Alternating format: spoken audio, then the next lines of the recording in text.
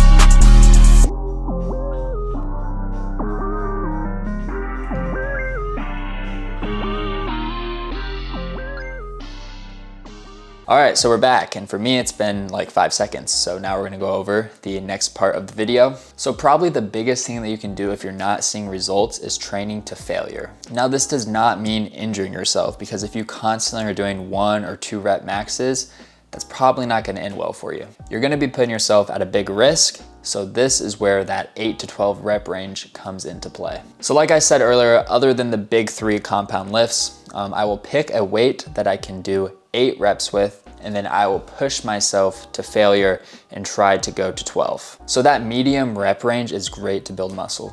Because a lot of people go into the gym thinking that they should just do 3 sets of 10 on all their exercises, but they don't really push themselves enough to really see growth, and then they get discouraged whenever they don't see any results. You need to stop caring about some arbitrary number of reps that you need to do and start pushing yourself to failure in that medium rep range. Failure equals growth. Next, you need to start varying your workouts. So incorporating things like rest pause sets, which I talked about earlier, drop sets, supersets, and etc.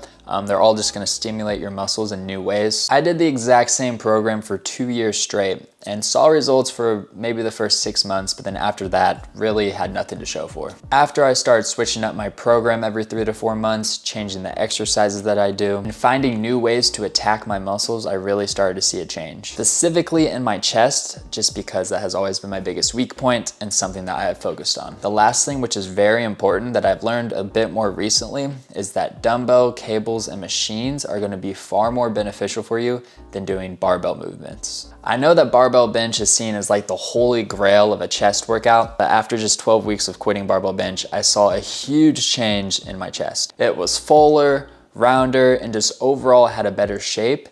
And that is all just straight attributed to switching to more dumbbells, machines, and cables. The reason is because the barbell bench press is a compound lift, which means it's gonna work multiple muscle groups, whereas when you do more isolated movements like a cable fly, you're strictly isolating your chest. Now, I do personally like barbell benching, so I have incorporated it into my workout routine once a week right now, just with kind of a slower strength approach, but it really isn't necessary unless you like hitting PRs and getting stronger. You just don't get the same contraction and isolation that you would get from doing other chest exercises. All right, so before I forget, I will briefly go over my chest exercises for my first push day of the week. All right, so starting off, we have barbell bench press, and I am training for strength, so the sets and reps are a little bit different. Typically, I do a top set of 1, 3, or 5 reps, and then I will do 3 sets of 4, 8, or 12 reps. Again, not a really necessary movement unless you just like hitting PRs. All right, next up, we got dumbbell flies. Again, the 3 sets, 8 to 12 reps. And I actually used to hate this exercise, but then I started to work on getting a deep range of motion.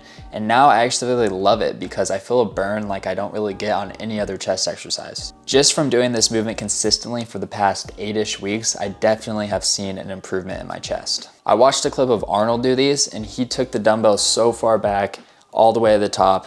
And when I started doing that, I actually started to feel these. All right, last exercise for this day is my absolute favorite, which is just going to be 3 sets, 8 to 12 reps, cable flies. I get the best squeeze and the best pump from this, and I just feel like all of my blood is flowing into my chest. So I'm doing low to high here just because I want a little bit of an extra emphasis on my upper chest, but I do high to low occasionally if I want some extra work on my lower chest. I just feel like benching hits my lower pec enough, and since I don't have any sort of incline press today, I like to have the extra upper chest work. So those are the things that I did to grow my chest. Training to failure in the 8 to 12 rep range, switching to the more isolated movements using dumbbells, cables, and machines, and changing up my workout program every 3 to 4 months. So if you enjoyed this video, please make sure you leave a like. I really appreciate it. Comment below any questions that you may have and what videos you would like to see next. I'm thinking about doing a shoulder kind of in-depth video just because that is another thing that has really blown up for me in the past year or so. If you're new here, please make sure you subscribe. We are on the road to 1,000.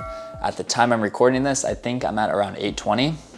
So yeah, the goal is 1,000 subscribers by the end of this year, and I really think we're gonna hit it. So yeah, please subscribe, really appreciate that. And I will see you guys next week. Peace out.